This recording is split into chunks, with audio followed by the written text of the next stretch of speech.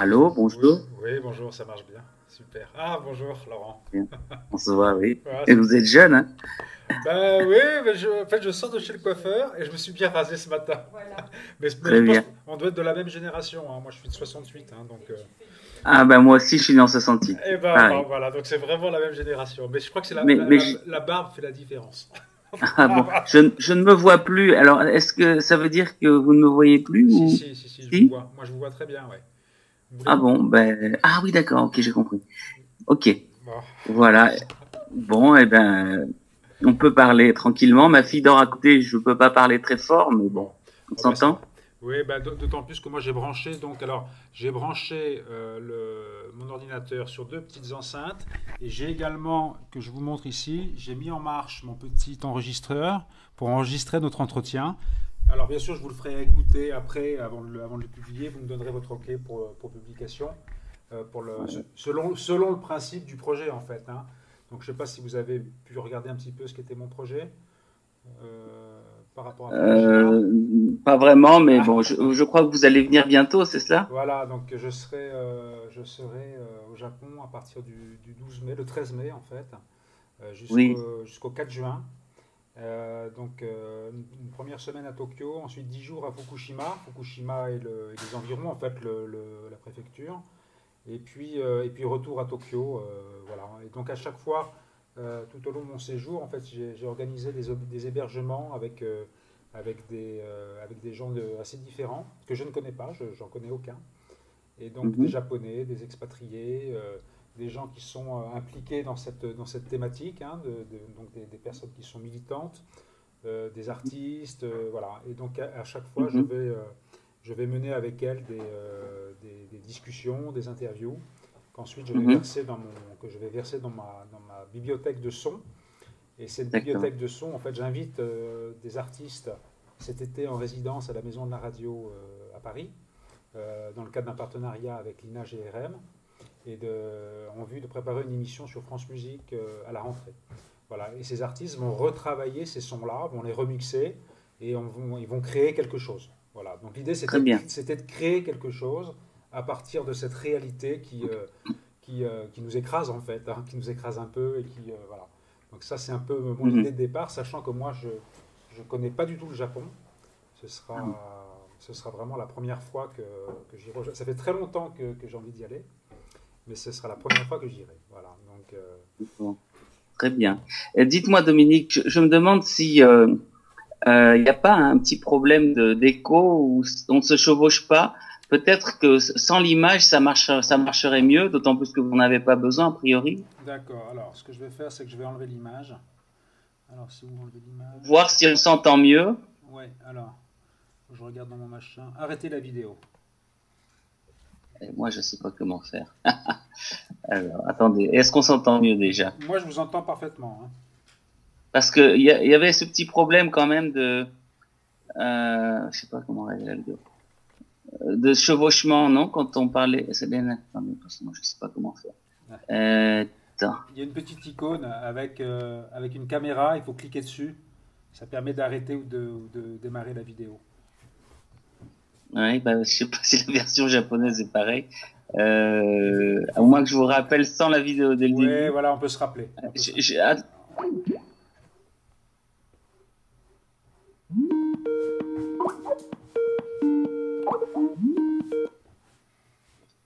allô? Oui, ça y est, sans la vidéo.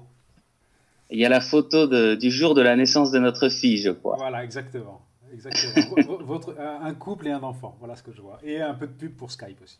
Je vois un peu de pub Ok, aussi. Bon ok. ça me fait très plaisir de vous avoir en ligne. Oui, moi aussi. Ça va, c'est le week-end. Il y a une période de pont qui s'appelle Golden Week, donc je suis à peu près détendu. Bon. Euh, on est à la veille d'un événement important. Là, on est le 3 mai. Et je crois que le 5 mai, il se passe quelque chose d'important au Oui, Japon. Est-ce que vous pouvez m'en dire un peu plus? bien, c'est-à-dire que le 5 mai à 5 heures de l'après-midi, la compagnie Hokkaido Electric Company, Hokuden, va fermer le dernier réacteur encore en marche au Japon. Il sera fermé pour révision technique, comme ça a lieu tous les 13 mois dans tout réacteur au Japon.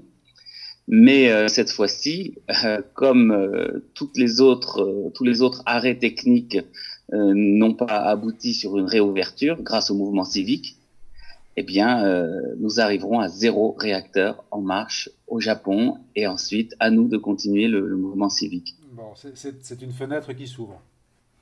C'est quelque chose d'incroyable puisque on est parti de 54 réacteurs, c'est-à-dire un même ordre de grandeur que pour la France, ouais. Qui a, je crois, 58. 58 ouais. Et bon, la catastrophe aidant, c'est très difficile à dire pour nous. La catastrophe fait que au niveau local, eh bien, les révisions techniques se sont transformées en opposition ferme de la société civile. Donc vraiment, en un an, arrêter une cinquantaine de réacteurs, c'est possible. La preuve, on n'est pas à la chandelle, hein, et on vit normalement dans un grand pays développé. Donc ce que vous êtes en train de dire, c'est que c'est sous la pression des opinions publiques que la réouverture ne se fait pas. C'est pas la fermeture, disons ce sont les contraintes, les contingences, et la fermeture et la non-réouverture, c'est sous la pression de l'opinion publique que ça se passe, c'est ça?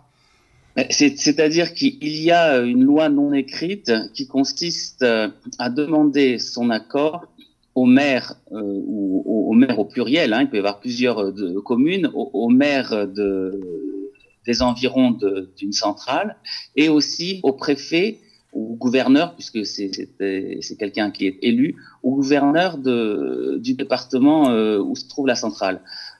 Cette règle, Noda, dans le Premier ministre actuel, Noda, dans son discours d'investiture au mois de septembre, a promis qu'il respecterait absolument cette règle où on doit avoir l'accord des maires et des gouverneurs. Donc, à chaque fois, eh bien, il s'est retrouvé à un refus, puisque les gouverneurs comme les maires ont besoin d'être réélus, et même dans des municipalités où presque tout l'argent vient du nucléaire, il y a ras-le-bol, et puis il y a une conscience que c'est très très risqué. Est-ce que ça veut dire que majoritairement la population imagine cette sortie du nucléaire? Ah ben, nous en sommes sortis, la preuve, oui. Puisque ça fait déjà plus d'un mois que nous n'avons plus qu'un seul réacteur. Donc la preuve est faite que après, bon, on peut discuter du coût en surplus de consommation de gaz, ou bien bon, mais c'est-à-dire que techniquement c'est possible. La preuve. Maintenant, si vous voulez, la population, elle est dans sa très très grande majorité opposée au nucléaire, c'est évident.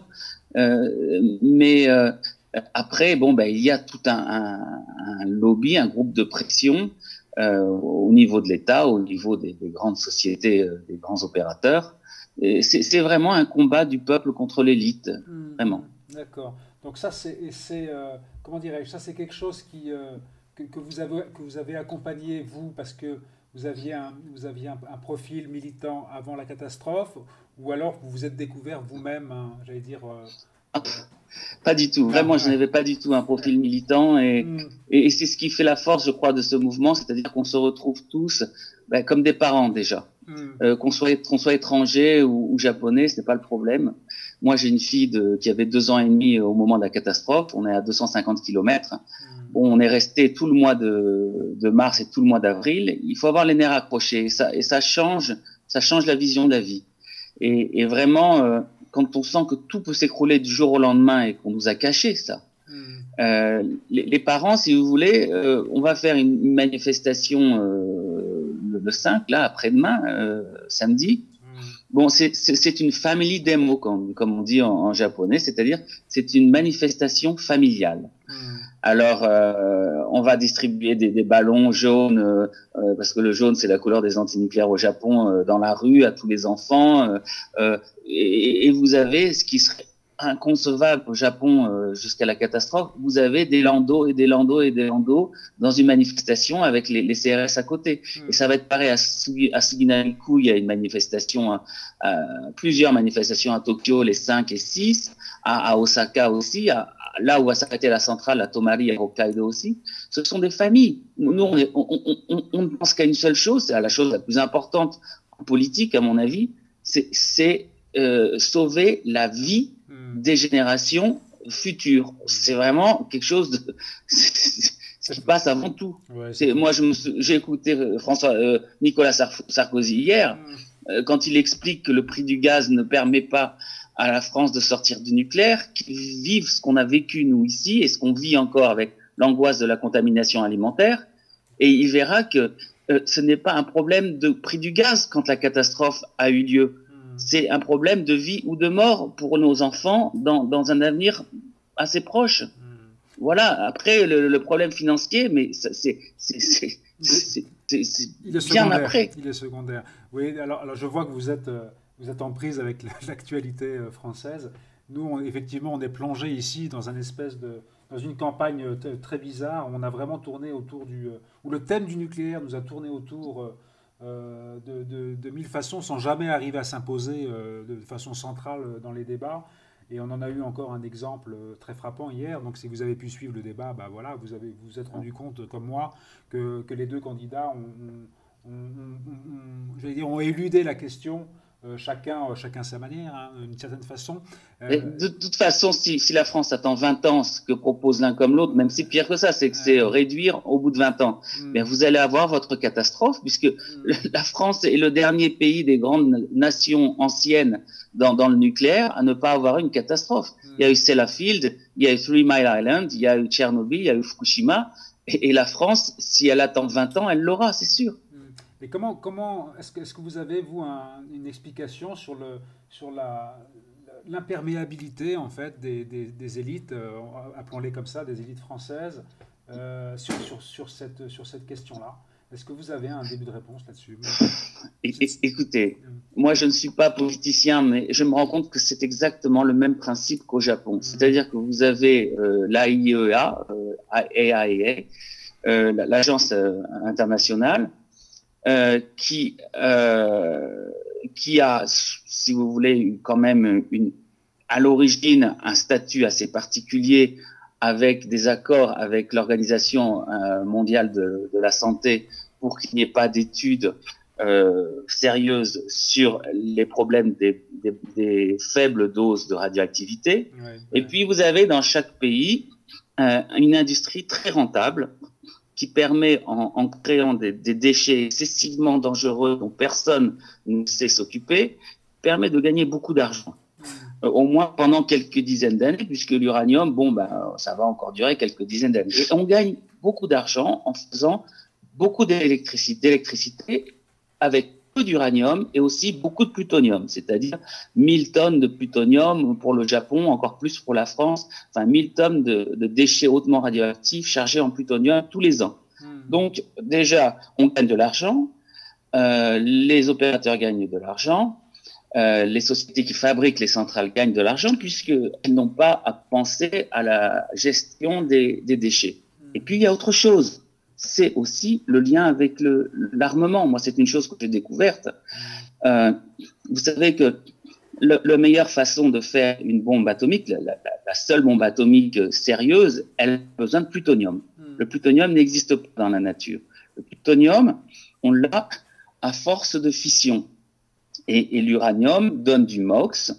Ensuite, la France, Areva, vend du MOX, par exemple, comme elle a vendu au 3e réacteur de Fukushima, Daiichi, et elle gagne de l'argent avec ce MOX. Ce MOX redevient encore plus chargé en plutonium, et une fois qu'on a cette concentration en plutonium, on peut fabriquer la pierre philosophale, c'est-à-dire ce qui donne le pouvoir politique à l'échelle mondiale, c'est de dire moi, j'ai tant de tonnes de plutonium. Le Japon aussi a une usine à Aomori. Et même s'ils arrêtent le nucléaire, ils vont continuer à enrichir leur plutonium parce que la Corée du Nord est à côté, parce que c'est toujours bien pour les États-Unis et pour l'AIEA de maintenir des liens entre le nucléaire civil et le nucléaire pacifique, soi-disant. Oui, Ouais, c'est ce qui constitue la puissance d'un pays et c'est ce qui définit son rang, c'est tout à fait sûr. Mais c'est vrai Voilà, on oublie souvent cet aspect et le volet militaire de la question. voilà. C'est vrai que le nucléaire civil et le nucléaire militaire ont partie liée. Totalement. Ouais. Comment? Totalement, donc argent et pouvoir politique, militaire. Bon, Hmm, comment voulez-vous vous sortir de cet engrenage, hmm, même si on sait qu'on court à une catastrophe toutes les quelques années. hmm. Donc, est-ce que ça veut dire, donc pour reprendre ce que vous disiez tout à l'heure, donc d'un Japon qui pourrait assumer une sortie du nucléaire de façon définitive, est-ce que ça veut dire que le Japon va rester isolé par rapport aux autres grandes puissances? Parce que le problème, c'est ça, c'est que le modèle est Écoutez, là. il y a des négociations en sous-sol. J'avais j'avais relevé quelques expressions de Amano, qui est le directeur, enfin le secrétaire général de l'AIEA, et je pense que il a quand même fait son deuil du nucléaire japonais. Hmm, Il a reconnu cette sortie qui hmm, va probablement être définitive. Enfin bon, il faut passer l'été, hein, parce qu'il y a les pics de consommation dans l'été, surtout dans le Kansai. Mais hmm, bon, à mon avis, là, c'est bon. Si on passe un été, si on montre que c'est possible, après les hmm, populations ne sont jamais d'accord. hmm, Bon, maintenant, en échange de ça, il y a une chose qui va permettre au Japon de rester dans les petits papiers de l'AIEA, c'est que à Fukushima, ils ont un terrain extraordinaire pour expérimenter, hmm, pour euh, pour créer un centre probablement définitif, comme il n'en existe nulle part au monde, hmm, un centre définitif pour les déchets radioactifs, non seulement du Japon, mais peut-être aussi des États-Unis, au moins des déchets américains militaires. hmm, C'est-à-dire que, si vous voulez, dans une zone comme Futaba, où hmm, personne ne peut rentrer, eh bien hmm. l'AIEA peut stocker ce qu'elle veut. On ne va pas aller vérifier. Donc il y aurait Même si il y aurait un effet d'aubaine en fait. eh ben, Hmm, il gagne quand même en échange de l'abandon de l'énergie nucléaire qu'ils promeuvent de façon affichée, c'est dans leur statut. hmm. Eh bien, il gagne quand même un terrain d'expérimentation et de stockage qui est déjà prévu pour 2015 à Futaba. Hein. On ne sait pas ce qui va se passer. Alors, dans cette perspective, comment est-ce qu'on peut expliquer, là tout à l'heure j'étais en ligne avec un journaliste à Tokyo qui me disait que la zone d'exclusion avait reculé de 10 kilomètres par endroit. Donc ça viendrait un Oui, tout, oui, donc, mais ça, du coup, oui. ça viendrait un tout petit peu contredire ce que vous dites. C'est-à-dire qu'il Non, viendrait non, empiéter sur un territoire qui serait dévolu aux déchets, donc il s'enlèverait non, tout. non, non. Non? Comme... C'est-à-dire que moi, ce dont je vous parle, Hmm. c'est de la zone très très proche, Ah, de d'accord. la Dans les zone 10 kilomètres alors.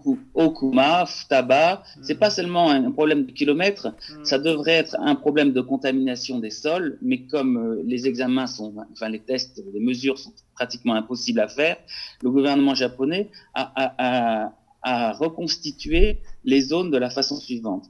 Au-delà de 50 millisieverts par an, donc c'est une zone complètement invivable. Ouais. Là, de toute façon, le gouvernement ne cherchera pas à faire revenir les gens. Hmm.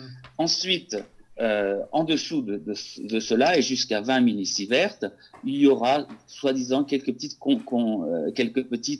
conditions. Hmm. C'est un indice qui n'est pas sérieux puisque les mesures dans l'air, c'est pas ce qui est durable, ça change. Il aurait fallu faire ça comme à Tchernobyl avec le nombre de becquerels par mètre cube de sol. Bref, ce dont je vous parle, moi, c'est vraiment la zone où on sait que personne ne rentrera. Ne peut rentrer. J'ai une amie qui était à Namie. Elle a une maison extraordinaire. Elle a fui. Elle est venue à Nagano. Elle sait qu'elle rentrera jamais dans sa maison. Elle va vivre dans un appartement miteux pendant le reste de ses jours. C'est pas le problème. Ces gens-là, c'est vraiment la zone à plus de 50 millisieverts par an. Maintenant, pour toutes les autres zones, eh bien, à partir du mois d'avril, eh bien, on est passé de moins 30 on ne rentre pas. Maintenant, c'est moins 20 kilomètres, on rentre pas. C'est-à-dire que ça fait encore des milliers de personnes qui rentrent dans la zone entre 20 et 30 kilomètres. Ouais. Ce qui est enfin, vu d'ici, vu de France, et avec les informations qu'on a, ce qui est effroyable. Eh oui, mais qu'est-ce que vous voulez? C'est ça, ou bien payer des indemnisations énormes pour les déménagements, parce que c'est très peuplé, et en plus encourager la panique, puisque de toute façon, la ville de Fukushima-shi, elle est aussi dans la mauvaise direction, donc elle est aussi très très contaminée. Donc par effet de ricochet, tous les contribuables du département de Fukushima s'en iraient si on commençait à accepter pour des zones qui sont effectivement pas pire que Fukushima-shi, la ville de Fukushima City. Et Fukushima City, alors là, c'est 400 000 habitants. Et c'est le Shinkansen qui doit s'arrêter si on décrète comme on devrait le faire, selon les critères de Tchernobyl. Ouais. Et si on décrète que Fukushima City n'est plus habitable, c'est l'économie japonaise qui s'arrête. Oui. Parce que ça coupe le pays en deux, en fait. Oui, ça coupe le pays en deux. On coupait le Shinkansen, on coupait le train TGV en plein milieu. Donc il y a vraiment un casse-tête, et puis on a choisi la logique économique, puisqu'on aurait pu quand même dire ceux qui veulent bénéficient d'une aide au déménagement. Là, c'était possible de concilier l'économie avec l'humain. On a choisi l'économie à 100%. Est-ce que vous, à Nagano, vous êtes concerné par ces mesures, ou vous êtes en dehors du périmètre? Bah, bien sûr, nous, on est à 250 km, mais il y a Nagano et Nagano, il y a Nagano et Nagano. C'est-à-dire que dans le département, à l'est, il y a un hotspot, c'est-à-dire un point chaud de radioactivité qui s'appelle Karuizawa, qui est une grande station balnéaire en été, de montagne. Et ça, c'est aussi des niveaux où normalement on aurait dû évacuer à Tchernobyl. Mais imaginez qu'une ville comme Chamonix, tout d'un coup, doive être évacuée. Voilà. Donc, on fait comme si de rien n'était. On maquille un peu les cartes. Et puis, le gros problème à nous, si vous voulez, c'est pas le fait d'être dans un endroit où on devrait évacuer, parce que les radiations ambiantes sont très élevées. C'est déjà raté. Ils ont déjà tout fait pour que ce soit, sauf dans les 10 km, si vous voulez. Nous, le problème, comme à Tokyo, on est dans les mêmes distances, c'est la contamination alimentaire pour les enfants. Voilà. Donc ça, d'où votre programme là, parce que je suis un de vos lecteurs assidus en fait, sur Facebook, notamment. D'où votre programme de mesures, de l'appareil dont vous êtes doté là, et vous menez en fait vous êtes à la tête d'une initiative. Donc c'est sur Nagano, ça. Est-ce que vous pouvez nous en dire un peu plus? C'est-à-dire que c'est une chose qui se passe partout et qui est d'ailleurs très liée au mouvement civique, puisque les centres de mesure citoyens de radioactivité alimentaire, ce sont des choses qui coûtent très cher, des machines qui coûtent très cher. Donc on se cotise, on se réunit régulièrement, et ça crée des liens pour la prochaine manif, si vous voulez. Bon, là, on va avoir une manif. Plein de gens viennent des séances que j'organise. Et moi, dans mon cas, si vous voulez, je me suis dit, je reste au Japon, j'ai un tout petit peu d'économie, je vous jure que j'en ai pas beaucoup. Ça coûte 8 000 €. On commande la machine, on ne sait pas si elle va passer la douane. Ça a pris 5 mois au lieu de prendre 2 mois. Elle est arrivée. Elle est arrivée il y a 2 semaines, et depuis on mesure.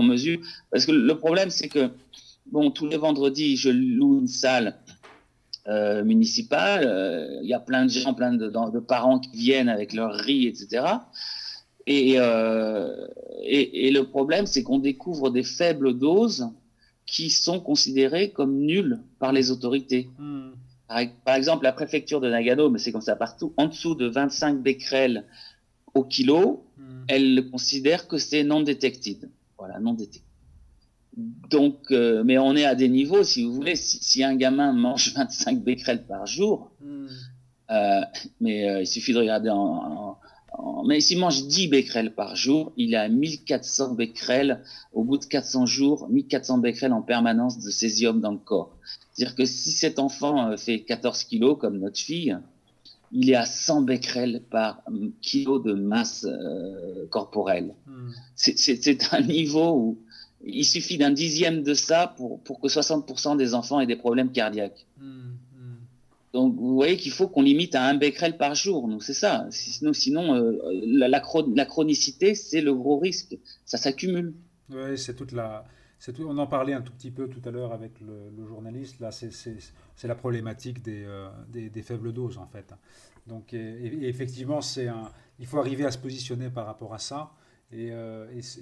Vous qui vivez sur place, vous êtes obligé d'adopter, en De fait, mesurer. de On est mesurer. obligé de mesurer nous-mêmes, Ouais. puisque en dessous de 25, c'est zéro. Donc, à partir de là, on sait en dessous de 25, même à un dixième de 25, à Mm. 2,5 becquerels de césium 137 par jour, Mm. un gamin, il est pratiquement sûr d'avoir des problèmes cardiaques au bout de 4, 5, 6 ans. Mm. Donc, nous, si vous voulez, j'ai aussi une amie qui a commandé une machine, elle vient d'arriver aussi, une machine à 30 000 euros pour avoir le spectre total. On a les mêmes machines qu'à la préfecture, sauf qu'à la préfecture, ils les ont réglées pour qu'en dessous de 25, ce soit zéro. Voilà, c'est ça. Donc ça, c'est tout c'est le problème des seuils, en fait, hein, qu'on abaisse ou qu'on diminue selon le message qu'on veut faire passer. Donc ça, c'est aussi un gros problème. Concrètement, comment ça se passe? Donc tous les vendredis, Mm. un rendez-vous est donné. Donc c'est un rendez-vous que vous communiquez autour de ça. Comment ça se passe? Est-ce que les médias locaux, par exemple, sont des relais de ça? Est-ce que c'est que du bouche à oreille? C'est les parents entre eux, par l'école ou Bah, c'est-à-dire que bon, il y a un journal, le journal Asahi, qui a fait un petit article, Hmm. mais moi, si vous voulez, j'ai pas besoin de faire de publicité. C'est-à-dire qu'il y a toujours trop de monde. Il y a Ouais, d'accord. 50 personnes tous les vendredis, Hmm. de 10 heures à 15 heures, Hmm. dans cette petite salle au centre de Naganoville. Et du coup, je reviens chez moi avec une dizaine ou une vingtaine d'échantillons en plus parce que j'ai pas le temps de tout faire. Hmm. Et puis j'envoie par email le résultat qui peut être choquant parce que bon, j'ai trouvé là l'autre jour une confiture d'abricot maison à 50 becquerels. Bon, bah ça peut sembler pas beaucoup, mais quand vous Hmm. donnez ça tous les jours à votre enfant de 3 ans, bah il faut lui annoncer après. Hein. Bon, Hmm. Hmm. il faut Hmm. annoncer à la personne qui a donné ça tous les jours à son enfant. Moi, j'ai découvert que les yaourts que je donnais à ma fille tous les jours, c'était 17 becquerels. Hmm. Et bon, ça fait un becquerel par jour que je lui ai donné pendant un an sans le savoir. Mais alors que j'avais téléphoné, la boîte m'avait promis que c'était du lait de Hokkaido. Ben, c'est impossible parce que le lait du Hokkaido, il est à zéro. Hein. Hmm. Donc ils m'ont menti. Voilà. Donc si vous voulez, on a trop de monde. Ouais. C'est un problème. C'est que le bouche à oreille fait que bon, ben, il va falloir qu'on rachète une troisième machine. Hmm. Il faut se protéger nous-mêmes. On est obligé de protéger nos enfants nous-mêmes, Hmm. puisque les autorités ont pris le parti pour protéger l'agriculture de dire en dessous de 25 c'est zéro. Hmm. Voilà. Et le problème des cantines scolaires aussi, Hmm. parce que c'est un casse-tête pas possible, Ah, parce qu'il faut que les enfants à l'école maternelle, il faut qu'ils mangent quand même ensemble, c'est mieux quoi. Bon, certains préparent des gamelles. Nous, à Nagano, comme à Tokyo, oui, beaucoup le font, mais à Nagano, bon, c'est pas possible. Presque personne n'ose le faire. Donc, je mets du poisson en conserve, des sardines en conserve dans un petit coin. Je prépare le riz à part.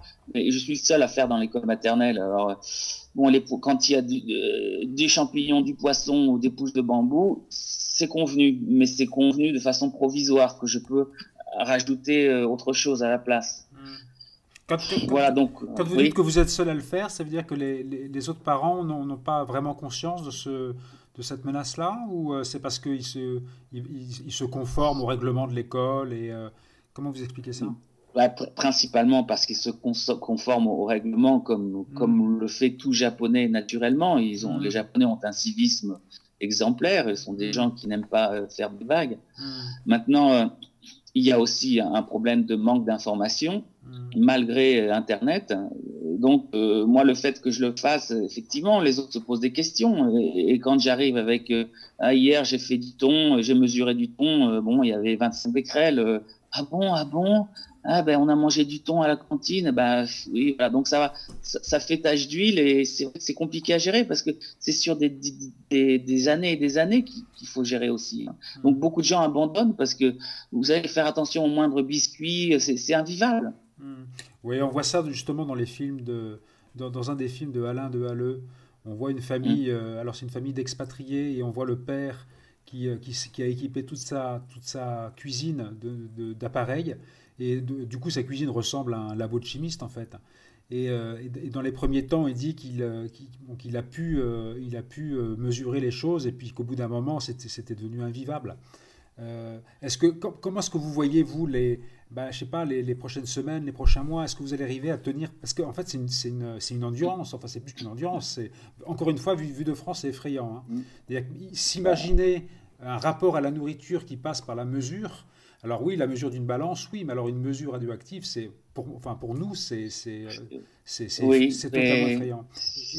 c'est ce qu'on me dit souvent, et en fait, je, je, je pense que par exemple, j'ai vu ce documentaire de Alain de Halleux, qui est un ami aussi, et effectivement, je pense que la différence dans mon cas et dans le cas d'une amie se trouvant à Tokyo et qui fait la même chose, c'est que nous, on a notre doseur de Becquerel à 1 mètre de la cuisine. On vérifie tous les produits dont on pense que l'origine peut être douteuse.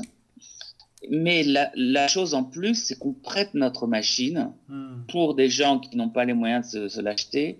On publie sur Internet cette liste et ça fait que, en fait, cette machine nous rend encore plus liés à plein de gens, nous crée des amitiés, nous rend plus humains. Une machine qui nous rend plus humains. Ouais. Si on la gardait pour nous, ce serait invivable, je crois. Mais le fait de partager autour de ça, avec des gens qui aiment leurs enfants, parce que les gens qui font ça, ce sont des gens qui aiment leurs enfants et qui veulent pas rester passifs. Eh bien, je pense qu'on est beaucoup plus humain que tous les gens qui cherchent à fuir la réalité. Donc, moi, vraiment, c'est bon, là, je commence à avoir, mais ma fille aussi, elle me demande, ah oui, les yaourts c'est 0, ah ok c'est 0. Bon voilà, c'est pour la cantine scolaire qu'elle comprend que je vérifie pas comme à la maison. Oui, on imagine mais bien. Vous savez, c'est pas les machines qui rendent les humains inhumains, c'est le mensonge, c'est le manque de communication le manque d'aide entre les gens. Oui, c'est vrai que ça ressemble à un paradoxe. Enfin, exprimé comme vous venez de le dire, une machine qui rend plus humain, c'est vraiment une expression paradoxale. Hein. Et ce qu'on voit, en fait, enfin, moi, probablement, c'est ce à quoi je vais être confronté une fois sur place. C'est un mode de vie qui est en train de s'organiser autour de ça, autour de cette situation. Mais même pas, parce que les Japonais sont tellement vous allez voir, il y a un tabou énorme sur le simple fait de parler de Roshano, de parler de radioactivité. Ah oui. Et les Japonais sont tellement, comment dire, j'oublie le français moi, pudiques. Ouais. Surtout sur les choses très importantes. C'est-à-dire que plus une chose travaille un Japonais, l'inquiète, moins il en parle. Plus il aime quelqu'un, moins il lui dira je t'aime. D'accord. Donc il y a ce côté mais quand on vit longtemps, et vous allez le sentir, tous les parents qui ont des petits enfants ne pensent qu'à ça, mais ils ne vous le diront pas, parce que le fait de le dire déjà, c'est entraîner la panique, parce que choisir des aliments en fonction de l'origine, tout le monde le fait, mais personne ne reconnaît le faire. Il y a très peu de gens, sauf les gens qui n'ont pas les moyens aussi, et qui se disent j'occulte totalement, mais ça fait peut-être 10% des parents de jeunes enfants. Maintenant, s'organiser de cette façon-là, vous savez, c'est comme pendant la Seconde Guerre mondiale. Hein. Personne ne parle, je suppose, moi je n'étais pas là, hein. Mais personne ne parle de la peur des nazis, mais tout le monde s'organise pour faire du marché noir, des choses comme ça, et une vie qui semble complètement inhumaine, complètement bizarre, et vous demandez aux gamins, en fait, c'est la période la plus excitante de leur vie, souvent, quand mon père, il me dit ça, quoi.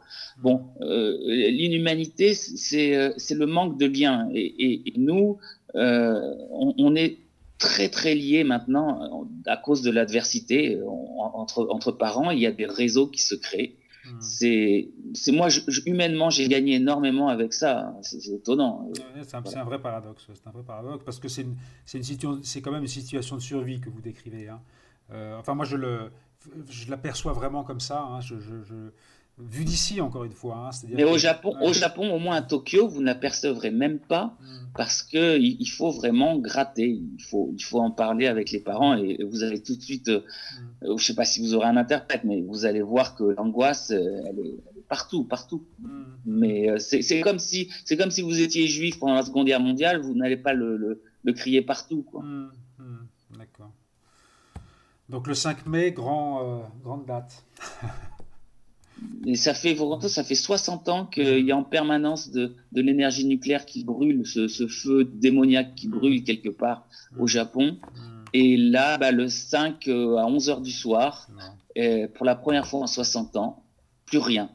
Et on va pas les laisser recommencer. Bon, je vous propose qu'on arrête l'entretien sur cette note-là, qui est une note d'espoir. Donc on entend bien Et puis il y a aussi un autre problème, si je peux me permettre. Oui, bien sûr, désolé, bien sûr.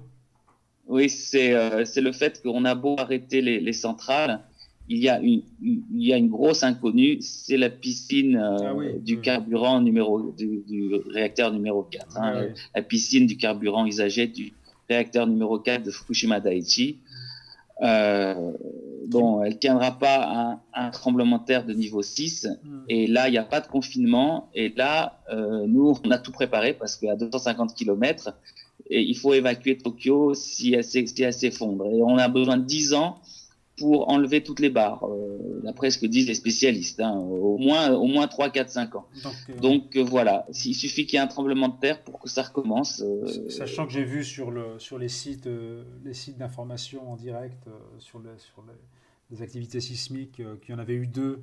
Il y avait eu 2 tremblements de terre le 1er mai, c'est-à-dire il y a 2 jours, donc ils étaient de 4,5 je crois, ou 4. Oui, voilà. Non, mais il faut que ça soit sur Fukushima et que ça soit ou bien pas sur Fukushima, mais qu'il y a un niveau 6 à Fukushima. Il n'y en a pas eu encore, mais ça, c'est un truc qui arrive tous les ans, il y en a un normalement.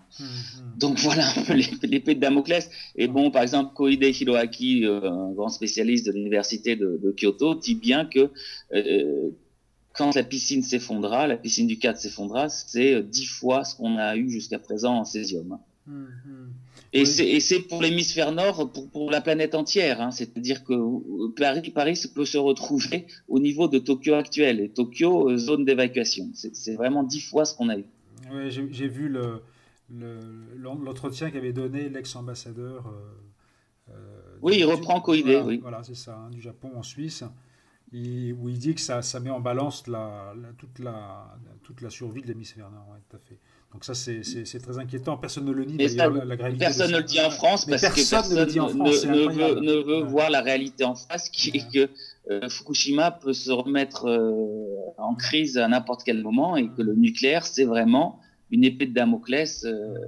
Mais si vous voulez, on peut aussi passer au travers de ça. C'est-à-dire que il peut y avoir un 6 et de justesse, il se débrouille pour rajouter de l'eau dessus.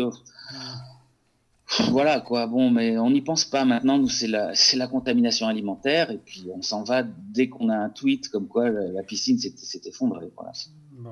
Bon, il faudrait pas que ça se passe quand j'y suis. Bon, moi, je vous avoue que j'y vais pas de gaieté de cœur. C'est un voyage, moi, c'est peut-être le voyage de toute ma vie qui me coûte le plus, celui que je vais faire. Et vous allez rencontrer le peuple le plus modeste, le plus pudique, le plus altruiste, le plus à l'écoute des autres qui existent au monde. Et rien que ça vaut la peine le déplacement. Ouais, bon, écoutez, moi, tout ce que j'en connais, c'est par Nicolas Bouvier. Et voilà, donc je connais un peu les textes de Nicolas Bouvier. J'ai découvert un petit peu les textes, là, parce que vous êtes écrivain vous-même. Est-ce qu'ils sont disponibles, vos textes, en France? Ils sont diffusés?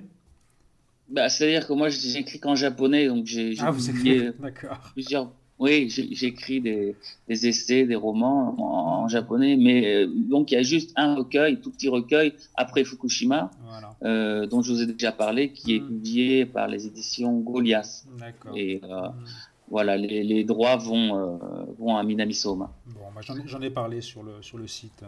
Mais vous pourrez lire mes haïkus un peu partout. Il suffit de taper mon nom. Oui, non, mais justement, je les ai lus. Peu importe, vous savez, la littérature devient secondaire maintenant. C'est faire le maximum de mesures pour qu'un minimum de gamins soient malades dans ma ville. Est-ce que les séances de mesure, là, vous les faites tous les vendredis à Nagano? Donc moi, est-ce que si je peux me libérer un vendredi, j'ai un programme assez chargé là, mais si je peux me libérer un vendredi et faire un aller-retour à Nagano, est-ce que je peux venir vous rendre visite? Ah, mais sans problème. En plus, c'est D'accord. près de la gare D'accord. et c'est à 1h30 de TGV de la gare de Tokyo, hein. Vous pouvez faire D'accord. l'aller-retour dans la journée, hein, y a Ah pas bah de voilà. problème. Bon, bah Je d'accord. vous donne mon portable au Japon. Ah bah voilà, je veux bien, ouais, sur Facebook ou par mail. Ok, je vous Hein, donnerai ça, hein, hein. à moins que vous puissiez noter, là. Bon, ben, Ouais, mais comme l'entretien est, par écrit. ouais, comme c'est Ouais, enregistré, j'aime autant pas. Donc ouais. vous me le mettez sur Ah, mais vous venez par mail. n'importe quel vendredi. Moi, Voilà. je le fais. J'ai réservé les salles jusqu'à l'été, même l'automne. Enfin, c'est D'accord, parti, si vous voulez. d'accord, Il y a un mouvement qui se crée, là. d'accord. Bon, écoutez, j'ai très envie vraiment très très envie de venir vous voir à Nagano, hein, et prolonger Ouais. cette conversation.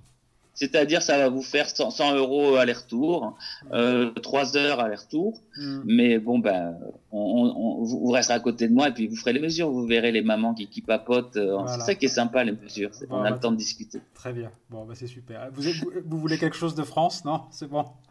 Non, Du là, vous chocolat ou savez, je sais je suis pas. organisé maintenant pour Bon, vous êtes les organisé. endroits où on achète des produits Bon, étrangers. Je suis un pro maintenant. C'est d'accord. bon.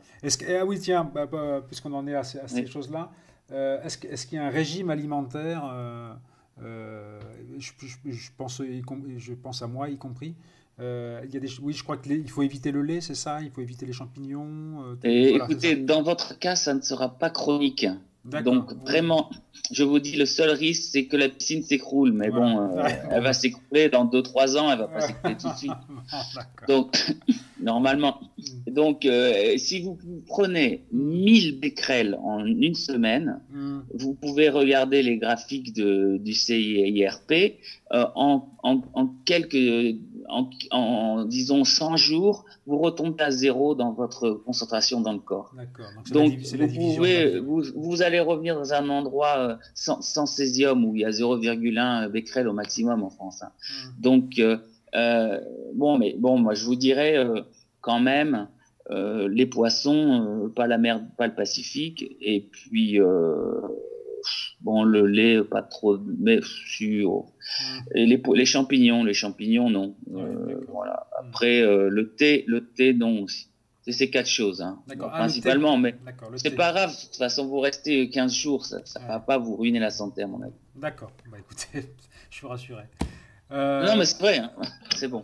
bon, je noterai votre téléphone et puis donc je me permettrai de vous recontacter une fois que je serai sur place et je m'arrangerai Hmm. pour me libérer un vendredi et venir vous voir, hein, et pour qu'on puisse prolonger l'entretien. D'accord. À vendredi, alors. Allez, À à vendredi, je vendredi. sais pas. Très bien, à vendredi, à tout de suite. Merci beaucoup, Alain. Ciao. Au revoir, Laurent. Dominique. À très bientôt. Merci. Allez, au revoir.